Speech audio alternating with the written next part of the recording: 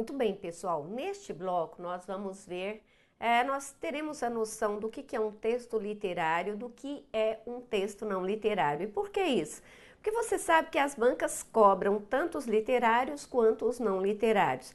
E, como eu sempre digo, quando você conhece a profundidade do texto, por exemplo, você sabe quais são as características essenciais dele, você sabe em que domínio discursivo esse texto foi exposto, que você reconhece o gênero e o tipo, fica muito mais fácil de você entender as ideias. E nós temos de pensar o seguinte: a banca CESP e Sebrasp, depois que se transformou em Sebrasp, mudou completamente os tipos e gêneros que ela tem cobrado. Então é preciso que a gente fique atento a isso. E eu senti essa necessidade de te dar essa noção do que seja o texto literário, o texto não literário, consequentemente. O que é a linguagem literária que é plasmada no texto e o que é essa linguagem não literária. Vamos então começar, que eu vou te dando as informações. Aí nós temos, textos literário e não literário. Os textos se dividem conforme o tipo de linguagem utilizada para a construção do discurso. Existem os que privilegiam a linguagem literária e aqueles que preferem a linguagem não literária.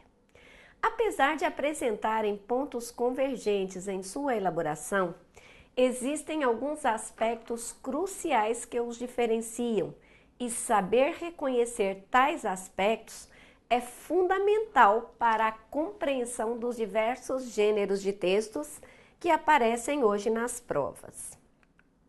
Então, olha só, os diferentes tipos de linguagem utilizados estão relacionados à adequação do discurso ao leitor a que o texto se destina, né? E, consequentemente, a intenção do autor ao produzir o texto. Isso aqui é essencial, minha gente, essencial, A linguagem, ela é voltada para a intenção do autor e ao tipo de leitor a que o texto se destina. Então, vejamos, o texto não literário tem como função comunicar, dar informações ao leitor, razão por que precisa revestir-se de credibilidade. Né? O autor, em momento algum, deixa a sua opinião se imiscuir no discurso. Ou seja, ele não emite abonação, ele não emite juízo de valor, ele não dá opinião neste texto. Perfeito. É um texto que apresenta recursos de linguagem que privilegiam a efetiva transmissão da informação. O que isso gera? O uso da chamada linguagem não literária. Eu vou pedir ao Max que jogue a câmera para mim só para eu te explicar rapidamente. O que é essa linguagem não literária? Olha que interessante. É aquela em que as frases normalmente vêm na ordem direta, que privilegia o sentido denotativo e que faz um uso parcimonioso de sinais de pontuação, porque todos nós sabemos que os sinais de pontuação pegam as nossas emoções e despejam no texto. E a linguagem não literária não pode ter emoção, não pode apresentar emoção. Então, a linguagem literária é isso. As frases sempre vêm na ordem direta, predomínio do sentido literal das palavras e uso parcimonioso dos sinais de pontuação. Vamos então agora para o texto literário para você ver. O texto literário tem como intenção privilegiar a arte na escrita de poemas, contos ou crônicas, cuja intencionalidade discursiva centra-se em despertar sentimentos e emoções por meio da multiplicidade de interpretações marcadas pela subjetividade. É um texto que apresenta recursos linguísticos tais como conotações inesperadas, figuras de linguagem, trocadilhos, por exemplo, são interessantíssimos, e outros elementos que confiram ao texto um valor mais estético. E desta feita, configura-se a chamada linguagem literária, que é o que a professora vai te explicar agora. Olha só, Observe as principais características dos dois tipos de linguagem. Aí está, ó, linguagem literária. Apresenta características tais como, que é aquilo que eu te falei, ó, plurissignificação, liberdade de criação, então por isso ele utiliza muitas figuras de linguagem, sem muito compromisso com a objetividade e a transparência na transmissão das ideias. Este tipo de linguagem é facilmente encontrado não apenas na prosa. Minha gente, o que é mesmo a prosa? Os textos que se articulam por meio de parágrafos. Então, olha só, este tipo de linguagem é facilmente encontrado não apenas na prosa. Perdão, a professora está um pouco gripada. Em narrativas de ficção, crônicas, contos, novelas, romances, mas também em versos. Em versos. Olha só, nos poemas, nos hinos e nas letras de música. Observação: este tipo de linguagem torna-se mero objeto estético e não linguístico, ao qual o autor pode atribuir significados de acordo com suas singularidades e perspectivas. Ô Max, joga a câmera de novo em mim, só para eu falar aqui para os meus queridíssimos alunos. Pessoal, a gente tem que pensar o seguinte: qual é a função da literatura? A função da literatura é apenas encantar, seduzir o leitor. Então é por isso que a linguagem literária ela é revestida de enfeites, porque a função é encantar, é seduzir, é fazer com que esse leitor passe horas agradáveis. Diferentemente da linguagem não literária. Onde é que você vai encontrar a linguagem não literária?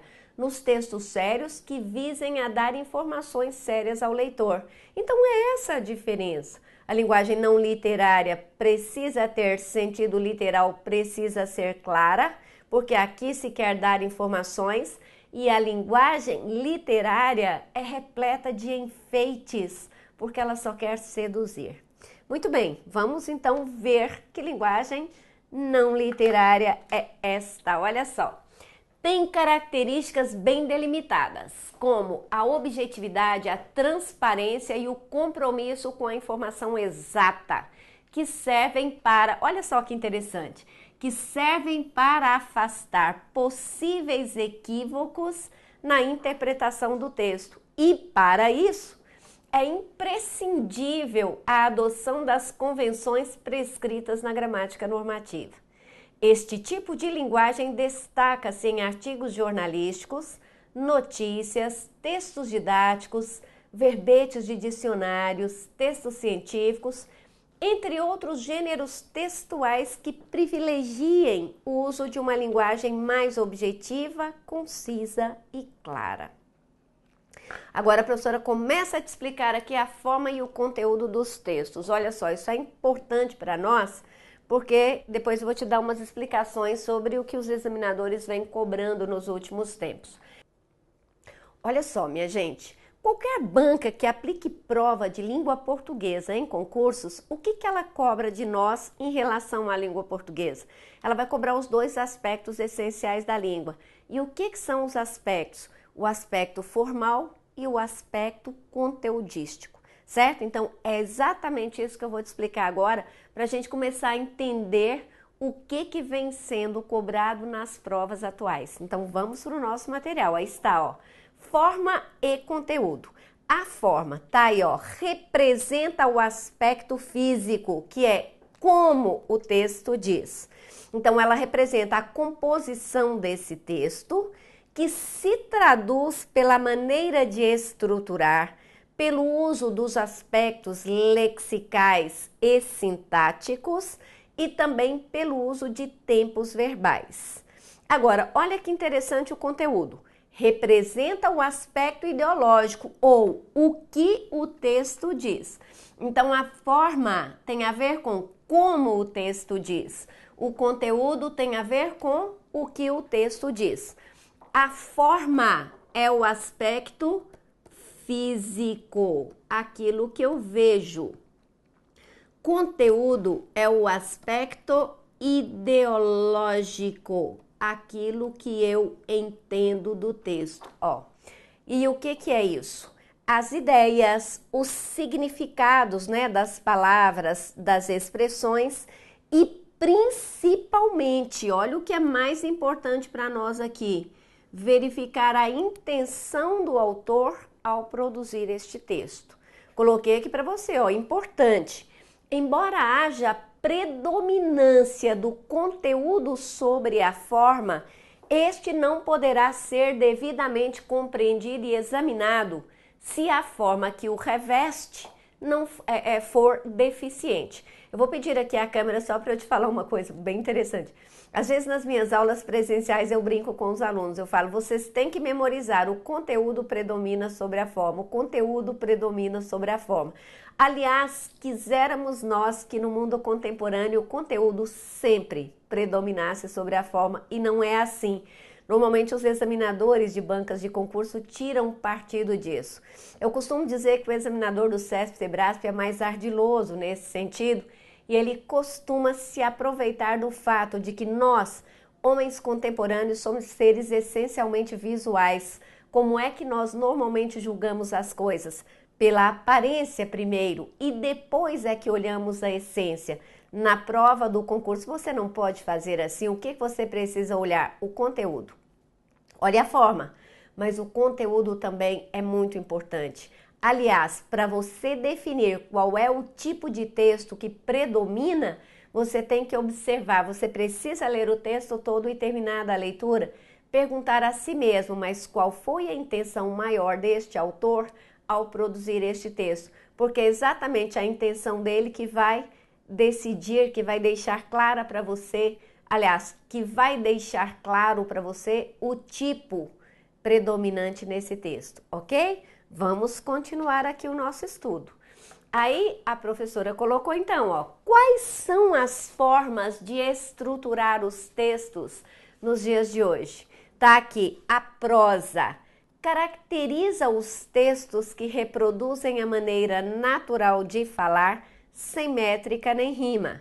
As linhas ocupam quase toda a extensão horizontal da página, demarcada fisicamente pela abertura de parágrafo, pequeno afastamento em relação à margem esquerda da folha. Olha o que eu coloquei aqui para você. O parágrafo é o ordenador lógico do texto em prosa. Olha aí um texto em prosa, ó. Orwell não pôde imaginar quantos pequenos irmãos ganhariam poderes semelhantes, nem quantas pessoas implorariam de livre e espontânea vontade para serem observadas. A web surgiu em 1993 e o primeiro weblog em 1994, mas foi em 1999 que passou a se chamar blog e tornou-se mania nacional. Muitos blogs têm funções informativas, mas o núcleo do fenômeno é a exposição do eu e da intimidade de maneira banal ou chocante. A superexposição, a mediatização e o desdobramento da representação não se restringem a internautas compulsivos. Tudo e todos clamam freneticamente por atenção em todas as mídias, deixando cada um sem tempo para se comunicar com o mundo real e com sua própria interioridade e intimidade. Texto extraído da revista Carta Capital em 2006. O que a professora quer te mostrar? Isso aqui é um texto em prosa e o parágrafo é o ordenador lógico do texto em prosa. Por que ele é o ordenador lógico? Porque cada parágrafo desse contém uma ideia. Não se misturam ideias em um parágrafo. Câmera para mim rapidinho, por favor, Marcos. Então, o que já ficou definido para você? Se você estiver fazendo uma prova e o examinador colocar uma assertiva, trata-se de texto em prosa, o que você precisa fazer? Observar se ele foi delimitado por parágrafos. E os textos em prosa nós temos vários, narrativos, descritivos, dissertativos, injuntivos. Basta que você olhe se esse texto foi delimitado por parágrafos e você saberá que tem um texto em prosa, certo? Vamos ver agora os textos em versos. Ah, não. Antes disso, a professora vai te explicar a prosa poética. A professora precisa te explicar isso aqui, por quê? Porque a banca CESP e Sebrasp anda cobrando isso nas provas. Olha o que eu coloquei aqui.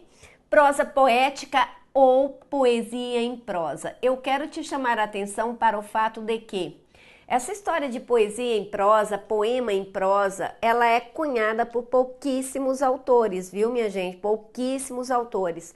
Na verdade, o que a maioria diz é que existe uma prosa, que é o texto delimitado por parágrafos, mas que com textos muito líricos, os autores dizem que se trata de uma prosa poética, justamente por conta do lirismo que pode aparecer nesses textos delimitados por parágrafos. Então, olha o que eu coloquei aí para você. É a poesia escrita em prosa, isto é, sem as características físicas do poema, de métrica, ritmo, rima e outros elementos sonoros. Entretanto, é um texto em forma de prosa, que pode ser considerado poesia se sua função for poética, ou seja, se exprimir emoções e sentimentos. Esse tipo de texto se destaca por uma maior liberdade em relação à estrutura gramatical e por isso não pode ser analisado do ponto de vista da métrica e da rima, embora apresente certa musicalidade e ritmo. Caracteriza-se normalmente pelo estilo elegante, pelo uso deliberado de recursos estilísticos e pela expressão dos sentimentos de maneira lírica, quase filosófica.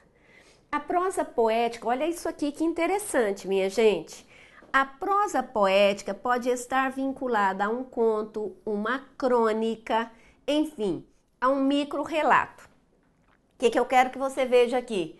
Que contos, crônicas e micro-relatos são textos estruturados em parágrafos. Parágrafos. Aí olha só o que eu coloquei para você. Para Alberto Pimenta, ele escreveu esse texto em Portugal em 2009, não existe na designação prosa contradição de termos, ao contrário do que, aliás, prosa poética, contradição de termos ao contrário do que se possa supor. Com efeito, discurso em prosa. O que é o discurso em prosa? É o discurso que avança. Opõe-se a discurso em verso. O que é o discurso em verso? Que avança, porém retrocede.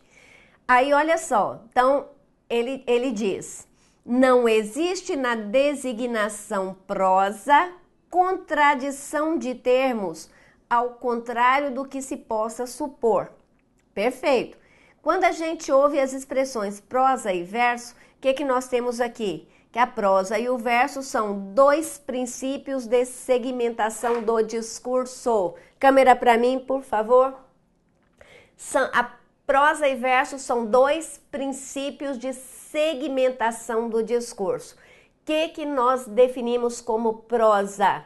É um discurso segmentado por parágrafos. E o que nós definimos como versos?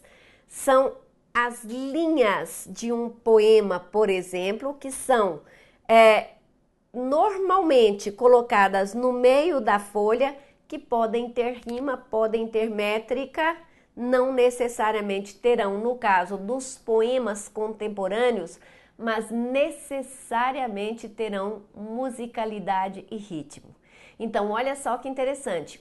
Os poemas clássicos obrigatoriamente tinham rima, métrica, musicalidade e ritmo. A poesia ou poema contemporâneo, o que ele tem necessariamente? Musicalidade e ritmo. Ele já não tem mais rima nem métrica. Mas ainda assim, o que você já sabe? Nós sempre vamos opor prosa e verso. Verso é cada frasezinha do poema, cada linha de um poema, e os textos em prosa delimitados por parágrafos. Mas agora eu vou para essa câmera aqui porque eu vou te falar algo muito, muito sério.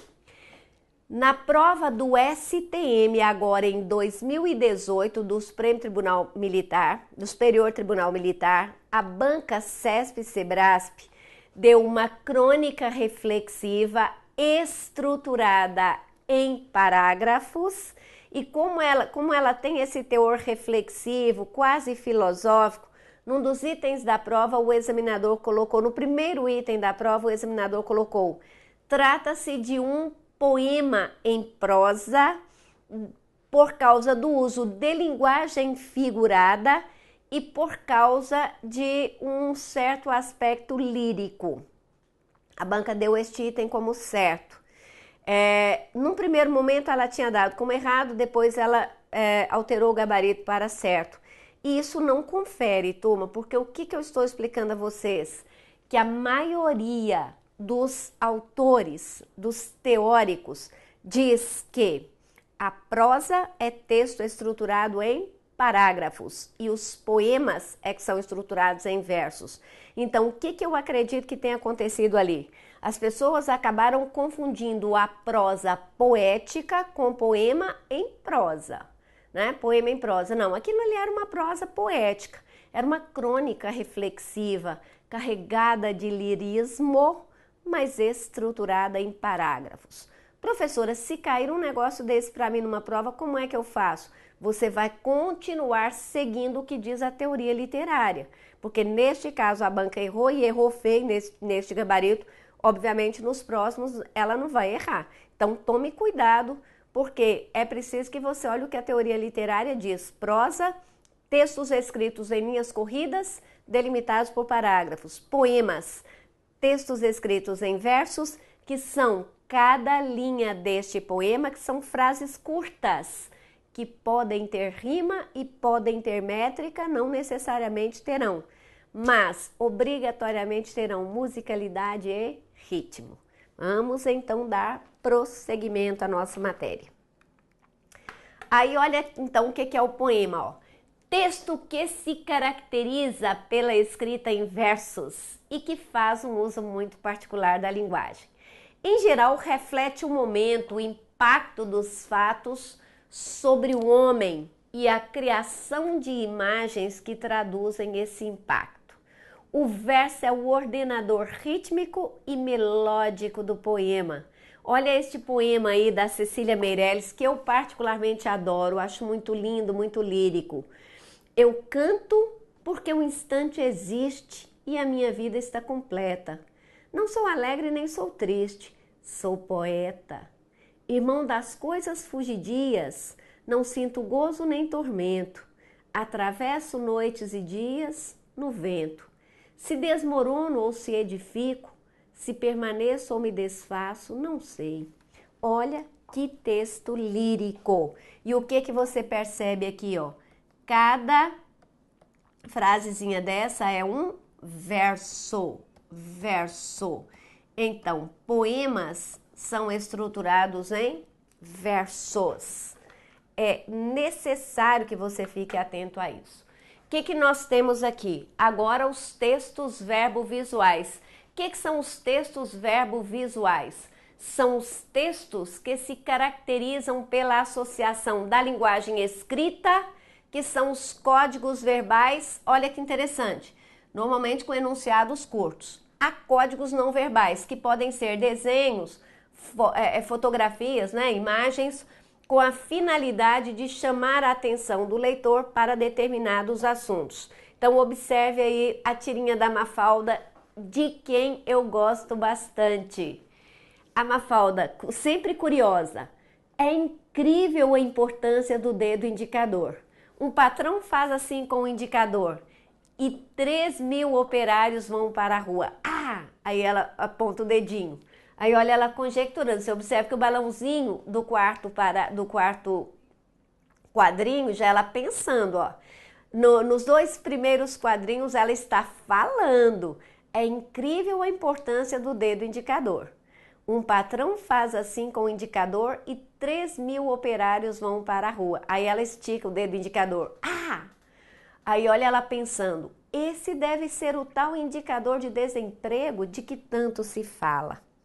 Então, o que nós temos aqui? Os textos verbo-visuais. Câmera aqui para mim, por favor, Max. Olha só, minha gente, sabem quais são os 4 tipos de textos verbo-visuais mais cobrados nas provas e que nos dias de hoje todas as bancas cobram? Charges e cartoons, tiras de quadrinho, como essa da Mafalda, e também os infográficos. Por que são esses textos? São verbo-visuais porque eles mesclam a linguagem escrita com imagens. tome muito cuidado, porque ele só pode ser considerado verbo visual se ele mesclar a imagem à linguagem escrita. Se ele for veiculado apenas por meio da imagem, ele será classificado como texto não verbal. Não verbal. Muito cuidado com isso aí para você não errar. A banca CESP Sebrasp fez exatamente essa pergunta na prova do Bacen. Deu uma charge em que o autor mesclava a linguagem escrita com imagens e fez a seguinte assertiva: por ser um texto veiculado apenas por meio de imagens, trata-se de texto não verbal. Era errado, porque havia linguagem escrita, então naquele caso era um texto verbo visual. As charges, eu disse para você, são textos verbo visuais. Pode acontecer de esporadicamente você encontrar uma charge que seja veiculada apenas por meio de imagem. Então ela será considerada texto não verbal. Guarde bem isso, tome muito cuidado, muita atenção. Vamos então prosseguir aqui. Aí olha só, segundo o saudoso, falecido Luiz Antônio Marcuschi, tipos textuais são as construções teóricas marcadas pela natureza linguística de sua composição, como aspectos lexicais, aspectos sintáticos, tempos verbais, relações lógicas e, principalmente, estilo e intenção de cada autor. Então, esses são os tipos. Gêneros textuais são formas de textos orais ou escritos materializados em situações comunicativas recorrentes em nossa vida cotidiana e que podem se caracterizar pelo uso bastante particular da linguagem. Domínios discursivos representam as esferas da atividade humana nas quais podemos identificar um conjunto de gêneros textuais, já que toda e qualquer atividade discursiva se dá por meio de algum gênero de texto e que expressam a nossa forma de ação, de inserção e de controle social no cotidiano. Então, observe que os tipos estão atrelados a quê? Ao estilo e à intenção de cada autor. Os gêneros estão atrelados a quê? Às situações comunicativas do dia a dia. E os domínios discursivos representam as esferas da atividade humana. Por exemplo, discurso jornalístico, discurso literário, discurso acadêmico, discurso publicitário, certo? Então, vamos agora continuar. Veja abaixo os textos mais contemplados no universo dos concursos públicos. Então, veja bem, da tipologia narrativa, o que temos? As notícias de jornais e revistas, as crônicas reflexivas extraídas de jornais e revistas, crônicas literárias, contos e romances, claro que neste caso só se utilizam os fragmentos. Da tipologia descritiva, fragmentos extraídos de textos cuja predominância é dissertativa, narrativa ou injuntiva. A tipologia descritiva, veja bem, é sempre uma tipologia secundária extraída de outros tipos de texto. Ó, a professora está conversando aqui, escrevendo. Ela é sempre uma tipologia secundária extraída de outros tipos de texto. Qual é a tipologia mais importante? É a dissertativa. Dissertativa, certo? Então, aqui nós temos a escala de valores. A mais importante é a dissertativa, logo depois vem a narrativa e a tipologia descritiva é a menos importante porque ela é sempre secundária, porque ela existe dentro das narrativas ou dentro das dissertações e existe ainda dentro das tipologias injuntivas também. O que a professora colocou aqui nas tipologias, na tipologia dissertativa? Ensaios e artigos extraídos de websites, de jornais e revistas, bibliotecas virtuais. Aí depois você tem editoriais, entrevistas e artigos de opinião extraídos de jornais e revistas. E finalmente nós chegamos à tipologia injuntiva, que também é chamada de instrucional ou preditiva. Neste caso, o que a banca pode cobrar? fragmentos que são extraídos de outros tipos textuais. Professora, você ainda vai me explicar mais sobre isso? Vou, é porque nós já estamos no finalzinho deste bloco, mas a professora ainda vai detalhar tudo isso para você, certo? Antes de a gente finalizar este bloco, eu vou inclusive pedir ao Max que jogue aqui a câmera para mim, para eu te dar uma explicação importante. A Fundação Getúlio Vargas e a Fundação Carlos Chagas sempre tiveram o hábito de usar textos literários, textos grandes e às vezes textos acadêmicos ou textos científicos. As outras bancas também. Qual era a única banca diferente de todas as demais? O CESP-CEBRASP. O antigo CESP tinha por hábito usar muitos textos jornalísticos, textos extraídos dos jornais e revistas de grande circulação no país. Também tinha uma característica de usar pequenos fragmentos, então um parágrafo ou dois. O CEBRASP-D agora mudou completamente a forma de cobrar os textos. Ele passou a utilizar bibliotecas virtuais, como é o caso da Cielo, que é uma biblioteca científica virtual. Ele utiliza muito. É preciso que você esteja atento, ele utiliza websites websites de jornais como o El País, por exemplo, que é um jornal espanhol, a BBC, que é um jornal britânico. Então, ele mudou muito. E o que ele tem cobrado também? Ele tem cobrado textos acadêmicos, textos científicos, textos literários e normalmente textos grandes, minha gente. É preciso que a gente esteja atento, porque a banca CEBRASP de agora está bem diferente do antigo CESP no que tange a cobrança dos textos de língua portuguesa, certo? Até daqui a pouco no nosso próximo bloco.